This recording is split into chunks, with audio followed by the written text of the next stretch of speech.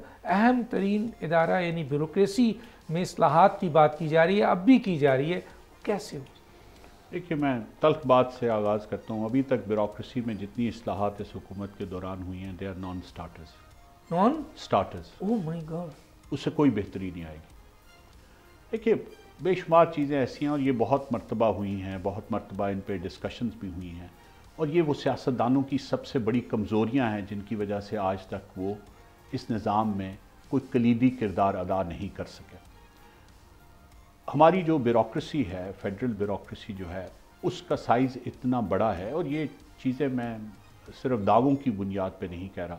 ہم نے 13 سے 18 کے درمیان ایک باقاعدہ سٹڈی کی اور اس وقت کی کابینہ اور جو کور ممبرز تھے ان کو یہ بتایا کہ ایک وزارت میں جب ایک خط وصول ہوتا ہے سیکرٹری کے نام، کوئی بھی خط آپ نے لکھا ہے، کسی اس ادارے ذیلی ادارے نے اس وزارت کے لکھا ہے، کسی پرائیویٹ بزنس مین نے لکھا ہے، کسی انٹرنیشنل آرگنائزیشن نے لکھا ہے، تو اس خط کو نیچے جاتے ہوئے اور دوبارہ واپس سیکرٹری کی ٹیبل پہ آتے ہوئے ایوریج پہ 27 دن لگتے ہیں.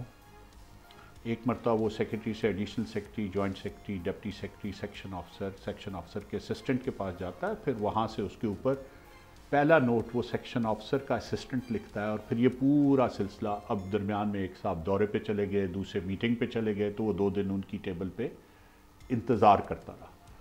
تو جہاں پہ ایک خط، یہ ضروری نہیں ہے کہ جب وہ 27 دن کے بعد آئے گا تو اس حالت میں ہوگا کہ اس پہ فیصلہ لیا جا سکے. ہو سکتا ہے اس کے درمیان میں کسی بھی جگہ جوائنٹ سیکرٹری صاحب 2 سوال اس پہ ریز کر کے نیچے بھیج دیں، اور پھر جب سیکرٹری کے پاس آئے تو وہ 3 نئے سوال. کیونکہ ہمارے وہ بیوروکریٹس بہت کامیاب رہتے ہیں جو پوری عمر کوئی فیصلہ نہیں کرتے، کیونکہ یہ ایک ہمارے نتیجے پہ لوگ پہنچ گئے ہیں کہ وہ مشکل میں آتے ہیں جو فیصلے کرتے ہیں. تو فیصلہ نہ کریں تو زندگی بہت اچھی گزرتی ہے.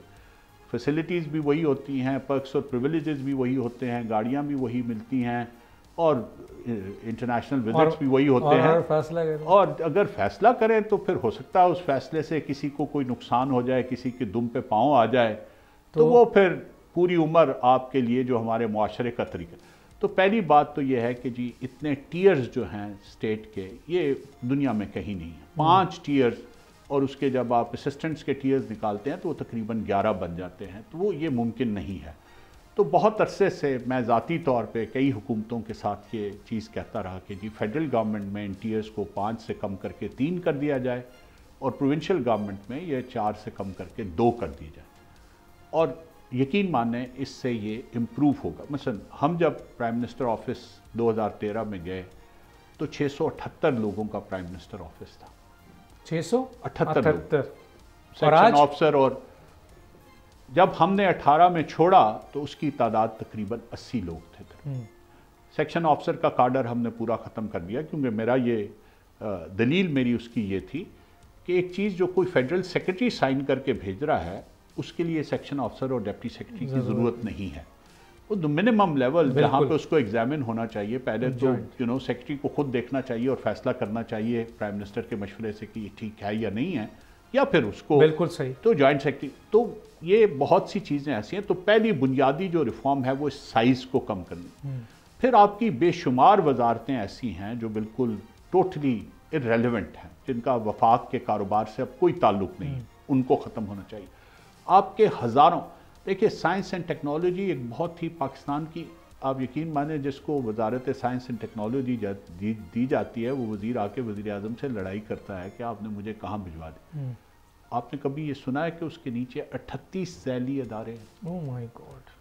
اور ان میں سینکڑوں، جب وہ وہاں پہ جا کے وزیر بیٹھتا ہے تو اسے پتہ چلتا ہے کہ میں تو بڑی اچھی جگہ آ گیا ہوں. آپ کو یہ نہیں معلوم کہ کیبنٹ کا وزیر جس کا کبھی نام بھی نہیں کسی نے سنا، کیونکہ نارملی وہ پرائم منسٹر کے پاس ہی رہتا ہے، کیبنٹ کے نیچے ان گنت ادارے ہیں بالکل جو اس کے نیچے کام. تو گورنمنٹ کا ایک سائز بہت میسیولی ریڈیوس ہونے والا ہے. سبسکرائب کریں اور بیل دبائیں تاکہ کوئی خبر رہ نہ جائے.